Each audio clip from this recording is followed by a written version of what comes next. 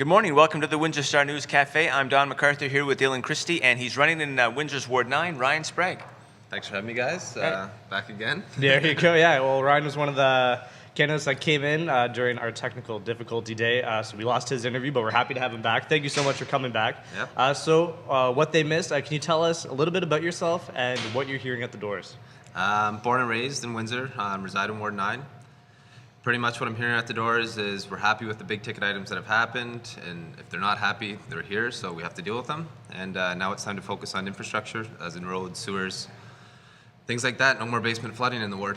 That's what people are looking for, yeah. Now, you did spend some time out of Windsor. You lived in Vancouver for some time. Can you kind of just speak to the youth flight? There are a lot of Windsor's youth that are having to go elsewhere for jobs. What brought you back, and what do you see as a possible solution to that?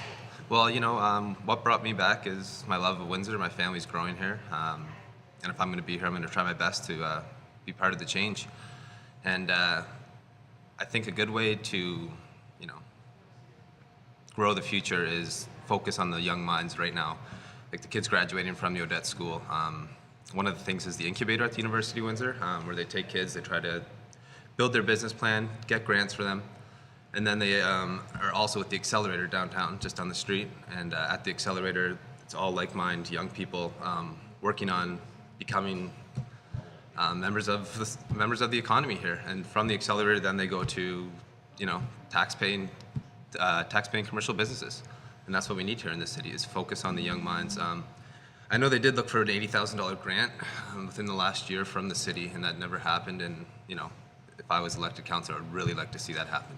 Economic development, economic growth. Excellent. Yeah. Okay.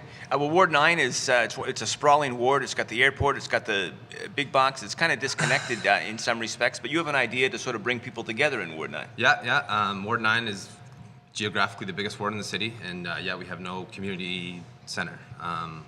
Right now, Oakwood Community Center in Ward 1 is the closest, and that'll be closing. And if we're going to keep growing and expanding, I think 100% we need a community center. We have such a social diverse ward that we need somewhere where we can join, have civic events, you know, health and fitness classes, things like that.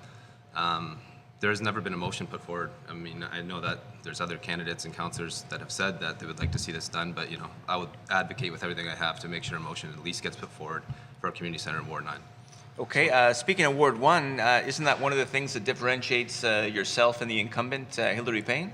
Well, from banging door to door, you know, it is something that the constituents care about, is having a councillor that represents them, that lives in the ward and knows the issues. Unfortunately, some councillors do not live in the ward, and Hilary Payne is one of them. Yeah, exactly. We had Eddie Francis on here last week, and we asked him who he was going to endorse in Ward 9. And in the first 10 seconds of that question, he pointed out that Hilary Payne doesn't live in the ward, and he spoke glowingly of you, that we need youth on council. So again, to that, because it's a double-edged sword. You're inexperienced. You don't know anything about the inner workings of City Hall. Absolutely. But how can that also be a strength instead of a weakness? Well, you know, I was here for the comments that Eddie Francis made, and you know, I'm delighted. I think he sees a lot of parallels between him and I, being young business guys or family business guys, and both getting into politics. I was about his age now, and what I think that he sees for me is we need young, fresh minds with a good mix of, you know, experience, like Joanne Gignac, Bill Murrah, and we need that nice balance on council, you know, to represent all generations and be in touch with all generations. Okay, I think you have some events coming up, right, where people can meet you and talk about those. Tonight at Armando's, I've changed it. Armando's 7 to 9 p.m. on Cabana Road. It's just a meet and greet. Appetizers and beverages are available, and I've sent invitations out to people in the ward. And for Tuesday, tomorrow, October 21st, at the Fox and Fiddle on Walker Road between 5:30 p.m. and 8 p.m. And people in that area have also got invitations in their mailbox.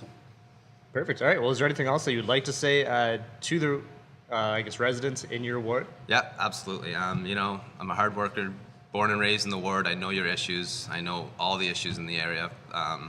And if you vote for me, I will advocate with every single piece of energy I have to represent you and make sure your voice is heard. Okay, Ryan Sprague, he's running in Windsor's Ward 9. Thanks for joining us in the Windsor Star News Cafe. Thanks, Don.